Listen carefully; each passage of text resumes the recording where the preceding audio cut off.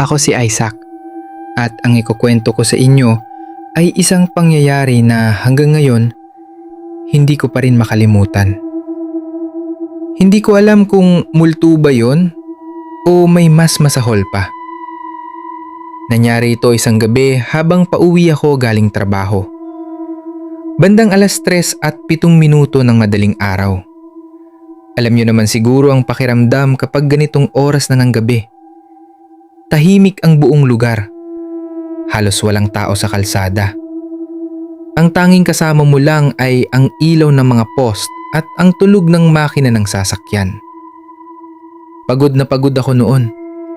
Mahigit 10 oras akong nagtrabaho. Kaya ang nasa isip ko lang ay makauwi agad, makaligo at matulog. Habang nagmamaneho ako sa isang mahabang kalsada na napapaligiran ng malalaking puno, napansin kong parang sobrang tahimik ng paligid. Walang aso, walang tao, walang ibang sasakyan. Parang ako lang ang buhay sa lugar na iyon. Sa totoo lang, medyo kinilabutan ako. Pero hindi ko na lang pinansin. Hanggang sa may napansin akong kakaiba sa unahan ng kalsada. May tao na nakatayo sa gitna ng daan. Agad akong napreno. Dahan-dahan akong lumapit gamit ang kotse. Habang papalapit ako, mas luminaw ang itsura niya. Isang babae. Mahaba ang buhok niya na halos tumatakip sa muka.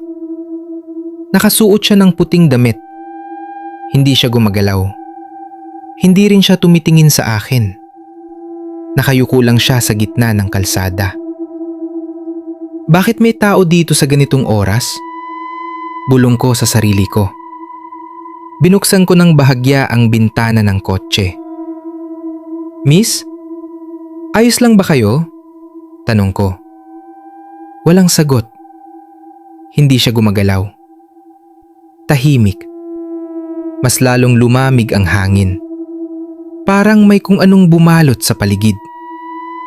Huminga ako ng malalim. Miss, kailangan niyo ba ng tulong? Dahan-dahan siyang gumalaw. Unti-unti niyang tinaas ang ulo niya.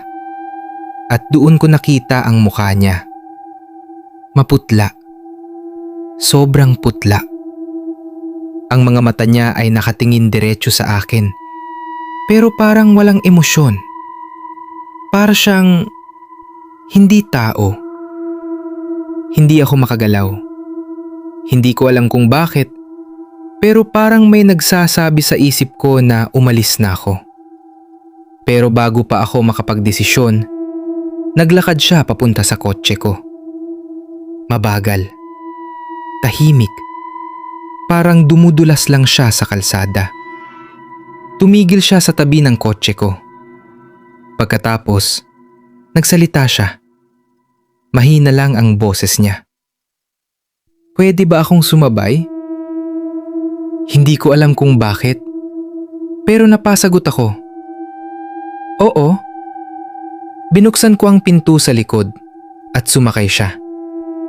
Pagkaupo niya sa likod ng kotse ko, nagsimula ulit akong magmaneho. Tahimik lang siya. Walang salita.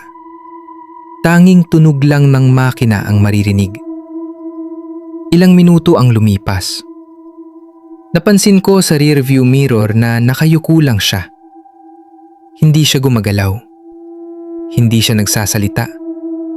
Kaya tinanong ko siya, "Saan kita ihahatid?" Tahimik.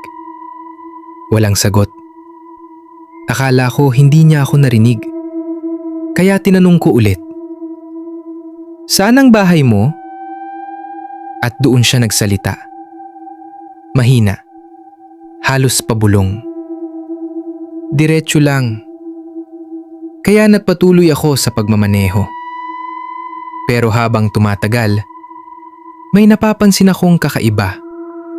Parang lalo pang lumalamig ang loob ng kotse.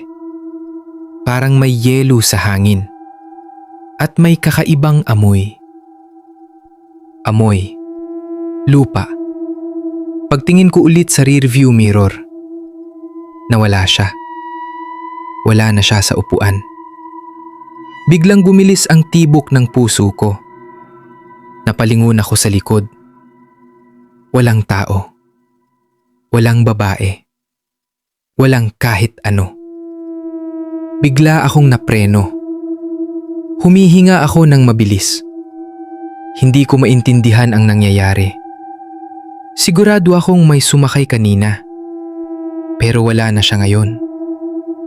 Habang iniisip ko yun, may narinig akong boses. Mahina. Malapit sa tenga ko. Isaac? Nanigas ang buong katawan ko. Dahan-dahan akong tumingin sa rearview mirror. At ko siya nakita. Nasa likod ko siya. Malapit na malapit ang mukha niya sa akin. Ngumiti siya. Isang ngiti na hanggang ngayon, hindi ko pa rin makalimutan. At sinabi niya ang mga salitang yon. Hindi pa tayo tapos. Paglingon ko sa likod, wala na ulit siya. Pero hanggang ngayon, kapag nagmamaneho ako mag-isa sa gabi, hindi ko maiwasang tumingin sa rearview mirror. Dahil minsan, pakiramdam ko, nakaupo pa rin siya sa likod ng kotse ko. Pagkatapos kong lingunin ang likod ng kotse, wala na ulit siya. Tahimik ulit ang buong sasakyan. Pero hindi pa rin tumitigil ang mabilis na tibok ng puso ko. Mahigpit kong hinawakan ng manibela habang nagmamaneho. Hindi totoo yun. Pagod lang ako. Paulit-ulit kong sinabi sa sarili ko. Pero kahit anong pilit kong kumbinsihin ang sarili ko, alam kong may nangyari talaga. May sumakay sa kotse ko. At hindi siya normal na tao. Nagpatuloy ako sa pagmamaneho hanggang sa makarating ako sa bahay ko. Pagdating ko sa garahe, agad kong pinatay ang makina. Tahimik ang buong paligid. Walang tao sa kalsada. Walang ilaw sa mga bahay ng kapitbahay. Huminga ako ng malalim. Okay na. Tapos na, sabi ko. Pero bago ako bumaba ng kotse, may napansin akong kakaiba. May mga basang marka sa upuan sa likod. Parang marka ng taong kakaupo lang. Nanlamig ang batok ko. Dahan-dahan akong lumingon sa likod. Walang tao. Pero malinaw na malinaw ang marka sa upuan. Parang may nakaupo doon kanina. Agad akong bumaba ng kotse at pumasok sa bahay. Hindi ko na sinara ang garahe. Hindi ko na rin pinansin ang kotse ko. Ang gusto ko lang ay makapasok sa loob ng bahay at makatulog. Pero kahit nasa kama na ako, hindi ako makatulog. Pakiramdam ko may nakatingin sa akin. 4:00 na ng madaling araw nang tuluyan akong nakatulog. Akala ko doon na matatapos ang lahat. Pero nagkamali ako. Dahil kinabukasan, mas lalong naging kakaiba ang mga nangyari. Paglabas ko ng bahay para pumasok sa trabaho, dumaan muna ako sa garahe. Tumingin ako sa kotse ko at doon ko ulit naramdaman ang kakaibang pakiramdam. Lumapit ako sa kotse at binuksan ang pinto sa likod. Wala na ang marka sa upuan. Pero may nakita akong ibang bagay. May mahaba at itim na buhok sa upuan. Hindi yun sa akin. Hindi rin yun sa kahit sinong kilala ko. Parang may naiwan siya. At doon ko naalala ang sinabi niya. Hindi pa tayo tapos. Simula noong gabing yun, may mga bagay na nagsimulang mangyari sa akin. Minsan habang nagmamaneho ako mag-isa sa gabi, may maririnig akong mahina na paghinga sa likod ng kotse. Minsan naman, May makikita akong anino sa rearview mirror.